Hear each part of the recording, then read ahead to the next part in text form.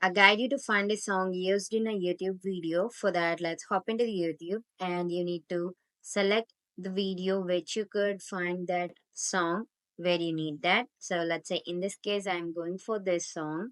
We're not in love. So let's say if you need to find that music which is used that specific YouTube video, so you need to scroll down to find the more option. You need to scroll down like this to find the music. Let's say they have used the dark side music here.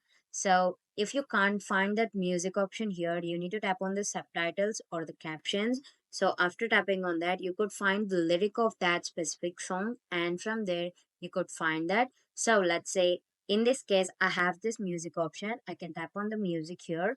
So it will take me to the page of the music channel. So from here, I can go to that specific music, or otherwise I can do is that you can go for new tab and tapping on dark side. So I'm searching for dark side and it will give me the list of options of that specific song which I have searched, and from there you can download that, you can hear that in the offline too. This is how you could find a song used in a YouTube video. Thank you.